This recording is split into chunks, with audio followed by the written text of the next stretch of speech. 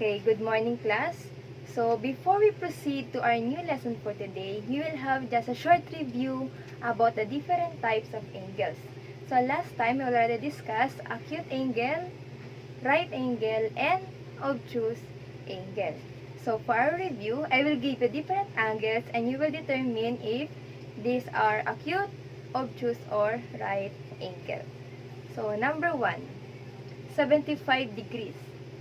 Okay, acute angle since it is less than 90 degrees. Next, 30 degrees. Okay, correct. Another acute angle. Next, 105 degrees. Okay, obtuse angle since it is greater than 90 degrees but less than 180 degrees. Correct? How about 60 degrees? Okay, another acute angle. And last one, 90 degrees. Okay, it is a right angle. Very good. So now, I want you to observe the following angles on the board. So from this activity, I want you to choose two angles whose sum is 90 degrees. Okay, 60 degrees and 30 degrees. So let's check. 60 degrees plus 30 degrees is equal to 90 degrees. Very good. Last one. Choose two angles whose sum is 180 degrees from this given. Okay, 75 degrees. What else? Okay, 105 degrees. So let's check. 75 degrees plus 105 degrees is equal to 180 degrees. Okay, so 60 degrees and 30 degrees are called complementary angles, while 75 degrees and 105 degrees are called supplementary angles.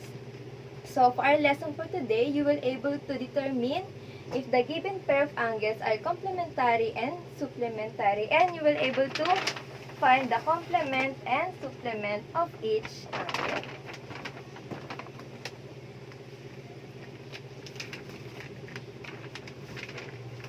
Okay, so complementary and supplementary angles. Complementary angles, these are two angles or pair of angles whose sum is 90 degrees. So this pair of angles always form a right angle or 90 degrees. For example, 62 degrees and 27 degrees are complementary angles since they form a right angle. So 63 plus 27 degrees is equal to 90 degrees. Correct? Okay, another example of complementary angles, 45 degrees plus 45 degrees. Okay, 45 degrees plus 45 degrees is equal to 90 degrees. So these are complementary angles.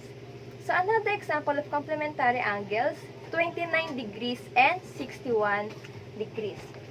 So 29 degrees plus 61 degrees is equal to 90 degrees. Correct? Okay. So now, I want you to give some examples or give me one pair of angles that are complementary angles. Okay, 50 degrees and 40 degrees. 50 plus 40 is equal to 90 degrees. Okay, correct. That is complementary. What else? Okay, 75 and 15 are complementary since 75 degrees plus 15 degrees is equal to 90 degrees. Okay, are there any questions about complementary angles? Okay, none. So let's proceed to supplementary angles. So two angles whose sum is 180 degrees.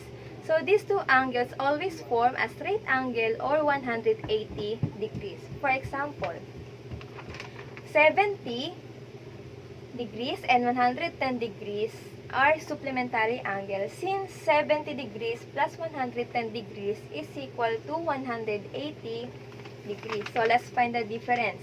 Complementary angles, their sum is 90, while supplementary angles, their sum is 180. Okay. So, another example of supplementary angles, 102 degrees and 78 degrees. So, let's check. 102 degrees plus 78 degrees is equal to 180 degrees. Correct? Okay, another example, 94 degrees plus 86 degrees. So, 94 degrees and 86 degrees are supplementary since their sum is also 180 degrees. Understood?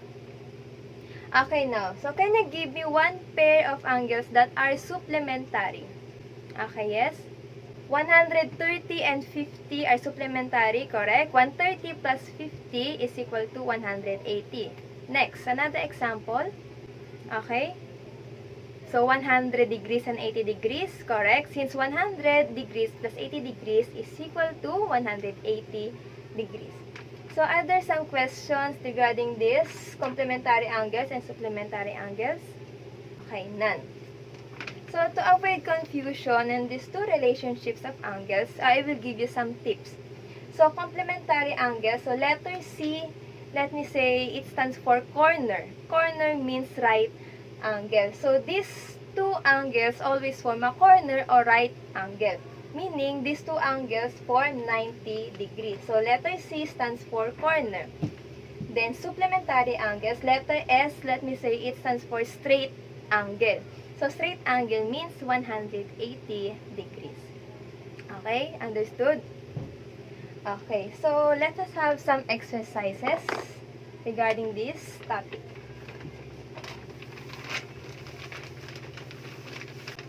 Okay, since you already know how to determine if the given pair of angle is complementary or supplementary, let's answer this activity. So, find the complement or supplement of each angle. Okay, so number 1 and number 2. What do you think is the relationship of these angles? Supplementary or complementary? Again, there is a right angle. Therefore, it is 90 degrees. It is complementary. Okay, so number 1. If one angle measures 40 degrees, what will be the measure of the missing angle?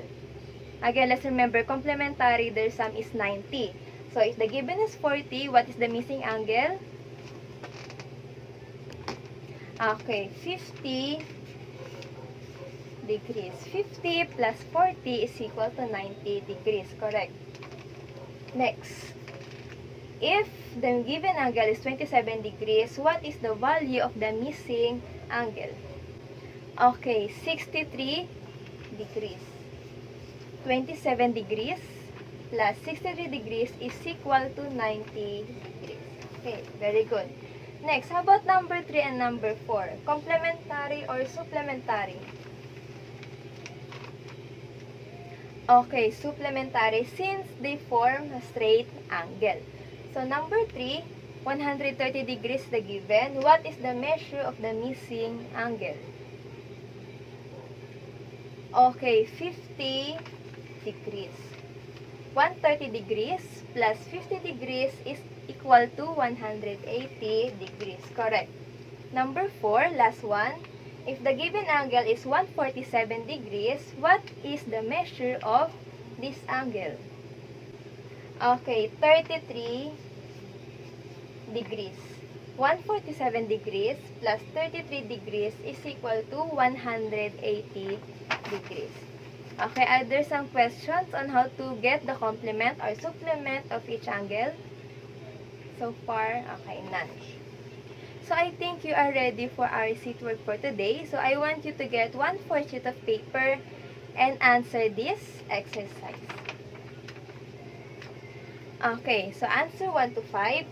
Tell whether each pair of angles are complementary or supplementary. So, I will give you 2 minutes for that seat work. Okay, done? So, let's try to answer this seat work. Number 1, 35 degrees and 55 degrees. Complementary angles or supplementary angles? Okay, complementary angles. So, let's check. 35 degrees plus 55 degrees is equal to 90 degrees. Therefore, these are complementary angles. How about number 2?